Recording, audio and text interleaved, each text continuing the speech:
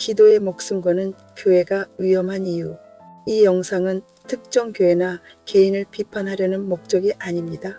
한 사람의 신앙 여정 속에서 겪은 시행착오와 분별에 대한 개인적인 증언입니다.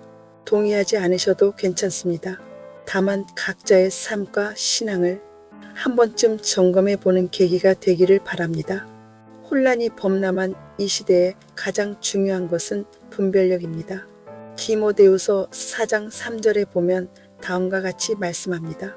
때가 이르리니 사람들이 바른 교훈을 받지 아니하며 귀가 가려워서 자기 사욕을 따를 스승을 많이 두고 또 귀를 진리에서 돌이켜 허탄한 기도의 이야기를 따르리라. 지금까지 세상이 이 지경이 된 가장 큰 원인 중 하나는 무엇보다도 참된 지도자의 부재에 있다고 생각합니다. 저는 하나님을 믿으면서 특별히 지도자를 선택하는 과정에서 많은 시행착오를 경험했습니다. 오래전에는 말씀을 들을 때 매우 신령해 보이고 은혜가 되는 것처럼 느껴져 그것이 참된 길인지 아닌지 분별하지 못했습니다. 그리고 열심히 충성하고 봉사하며 지도자의 지침을 따르려고 했습니다. 순종이 제사보다 낫다는 말씀에 근거하여 하나님에 관한 일이므로 의심의 여지가 전혀 없다고 생각했습니다. 그래서 단순한 판단으로 성도가 많이 모이는 교회를 선택하여 섬기기 시작했습니다. 하나님을 열심히 믿게 된 동기는 제 삶에 문제가 있었기 때문입니다. 하나님의 도우심으로 꼬여있는 삶이 풀리기를 바라며 최선을 다했습니다. 한동안 열심을 다했지만 삶은 여전히 풀리지 않았습니다. 교회를 옮겨 기대를 안고 다시 열심을 냈지만 열심히 하지 않을 때보다 오히려 더 나빠지고 있었습니다. 강대상에서는 열심히 충성 봉사하고 기도하면 하나님께서 모든 문제를 해결해 주신다고 말했습니다. 교회에 가면 일반적으로 어려운 일을 당했을 때 무조건 기도밖에 없다고 말합니다. 오랜 세월 새벽 기도와 봉사에 열심을 다했지만 삶은 여전히 제자리였습니다. 아무리 열심히 기도해도 삶은 미궁 속으로 빠져들기만 했고 나아질 기미가 보이지 않았습니다. 저는 삶을 어떻게 살아야 올바른 것인지 알고 싶었습니다. 그러나 강대상에서 들려오는 메시지로는 삶을 어떻게 하나님의 방법으로 살아가야 하는지에 대한 답을 얻을 수 없었습니다. 지도자가 잘못되었나 하는 생각이 들어 여기저기 좋다고 하는 지도자들을 찾아다니기도 했습니다. 어렵게 찾은 한 교회에서는 말씀이 은혜가 되었고 어떻게 삶을 하나님의 방법으로 살아가야 하는지에 대해 어렴풋이나마 전해주는 것 같았습니다. 겉으로 보기에는 이제 되었다는 생각이 들어 열심히 다녔습니다.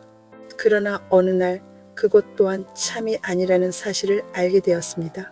처음에는 너무 그럴듯해서 의심의 여지가 없었지만 시간이 흐르면서 전하시는 분의 말과 삶이 일치하지 않는다는 점, 그리고 무언가 깊이가 느껴지지 않는다는 점을 알게 되었습니다.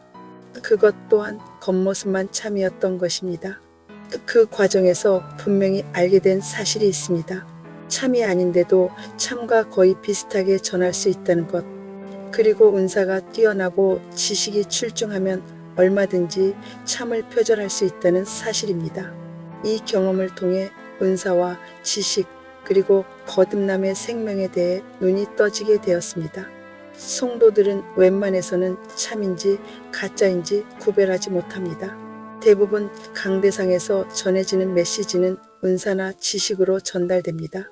지식 또한 육체에서 일어나는 일이므로 은사와 같은 맥락에 있습니다. 그러나 거듭남의 영, 생명으로 전해지는 말씀은 찾아보기 어려웠습니다. 은사로 전하는 사람들은 삶에 대해 구체적인 대안을 제시하지 못합니다. 자신의 은사의 기술로 악한 영을 쫓아낼 뿐 거듭남의 길을 가는 삶을 살지 못하기 때문입니다. 거듭남의 영의 길을 가는 사람들은 특별히 기도의 시간을 따로 가질 필요가 없습니다. 모든 삶을 하나님과 동행하는 삶으로 살아가기 때문입니다. 기도하면 악한 영은 잠시 물러갑니다. 그러나 그것으로는 거듭남의 영의 길을 갈 수 없습니다. 교회마다 지나치게 기도를 강조하기에 저는 기도에 대해 깊이 생각하게 되었습니다. 기도란 하나님께 도움을 요청하는 것인데 인간 생각의 요청이 합당한 것인가? 언제까지 요청만 하며 살아가야 하는가? 하나님은 인간의 무엇을 위해 존재하시는 분이시기에 기도만 하라고 하는 것일까? 기도를 통해 무엇을 구하라는 것일까? 많은 의문 속에서 시행착오를 겪으며 저는 특히 기도의 의미에 대해 깊이 생각하게 되었습니다. 인간이 하나님을 믿는 목적은 하나님을 닮아가는 데 있으며 그렇다면 하나님을 닮기 위해서는 먼저 어떻게 해야 하나님을 닮을 수 있는지를 분별하는 일이 가장 중요하다고 생각하게 되었습니다. 그러나 이러한 고민을 이어가는 과정에서 제가 이해해 온 기도는 하나님을 닮아가기 위한 수단이라기보다 자신의 욕망을 채우기 위한 행위에 더 가까웠다는 사실을 깨닫게 되었습니다. 제가 드려온 기도는 제 자신이 변화되기를 구하기보다는 제 삶의 조건과 상황이 바뀌기를 요청하는 데 머물러 있었습니다. 이로 인해 저는 기도를 통해 자신의 욕망을 하나님께 아뢰는 것과 하나님을 닮아가는 삶은 본질적으로 다른 차원의 문제일 수 있다는 결론에 이르게 되었습니다. 인간이 나아가야 할 길은 외적인 환경의 변화가 아니라 자기 자신이 변화되어 하나님을 닮아가는 길인데 제가 이해해온 기도는 그 변화의 길이 아니라 욕구를 충족하기 위한 수단으로 작동하고 있었기 때문입니다. 하나님은 아무것도 필요로 하지 않으신 분이십니다. 그리고 인간 또한 하나님을 닮아갈수록 점점 더 아무것도 필요하지 않은 상태에 가까워질 것이라 생각하게 되었습니다. 인간이 걸어가야 할 길은 그러한 상태에 이를 때까지 자신의 욕망을 채우는 삶이 아니라 하나님의 길을 따라 자신이 변화되어 가는 삶이라고 저는 믿게 되었습니다. 그러나 사람들은 그 길이 어렵고 힘들기 때문에 더 편하고 쉬운 은사나 지식의 길을 선택한 것입니다. 하지만 은사나 지식으로 살아가는 사람들은 하나님을 온전히 닮는 길을 갈 수 없습니다. 온전히 닮는 길은 악한 영을 피해서는 안 되기 때문입니다. 은사나 지식은 이미 육체가 악한 영을 피하거나 쫓아내는 기술에 능하기 때문에 악한 영을 제대로 만날 수 없습니다. 그로 인해 거듭나는 길을 제대로 갈 수 없게 됩니다. 또한 지도자들 대부분은 삶을 하나님의 방법으로 어떻게 헤쳐나가는지에 대해 알지 못합니다. 그들은 일반적인 삶을 살아보지 않았기 때문입니다. 어떤 사람은 삶은 예술이다라고 말합니다. 이 말은 겉보기에는 아름답게 들릴 수 있지만 다른 한편으로는 복잡다단한 과정을 통과한 흔적의 결과라고도 할 수 있습니다. 솔직히 말해 진정한 성직자이자 지도자라면 삶이 예술이 되는 과정을 반드시 거쳐야 한다고 생각합니다. 그러나 대부분의 성직자들은 모태신앙으로 자라 성직자가 되기 위한 틀에 맞는 삶과 학문을 닦은 후 성직자가 됩니다. 그러므로 그들은 일반적인 삶을 살아볼 기회가 거의 없었을 것이며 다양한 삶을 접할 기회 또한 흔치 않았을 것입니다. 그렇다면 그런 사람들이 어떻게 성도들의 삶을 하나님의 방법으로 살도록 인도할 수 있겠습니까? 세상은 날이 갈수록 험난해지고 곳곳에서 삶이 어렵다고 호소하는데 교회에서는 기도하라는 말 외에 어떤 대안도 제시하지 못하고 있습니다.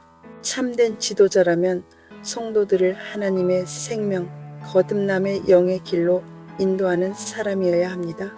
그러나 본인이 그 길을 가지 않은 사람은 다른 사람을 그 길로 인도할 수 없습니다. 그동안의 경험을 통해 깨닫게 된 참된 지도자가 아님을 분별할 수 있는 몇 가지 기준을 나누고자 합니다. 첫째, 기도에 목숨을 겁니다. 둘째, 무조건 믿음만을 강조합니다. 셋째, 넷째, 기복적인 말씀을 선포합니다. 다섯 번째, 지도자가 삶을 모릅니다. 여섯 번째, 신학과 지식만으로 지도자가 되었습니다. 일곱 번째, 현실 가운데 계시는 하나님을 말하지 않습니다. 여덟 번째, 악한 영을 쫓는 데 집중합니다. 아홉 번째, 현실 가운데서 어떻게 하나님의 방법으로 살아가야 하는지 언급이 없습니다. 10번째, 자신이 하나님과 함께 이겨낸 삶의 이야기를 하지 않습니다. 이것은 혹독한 삶을 통과하며 얻은 결론입니다.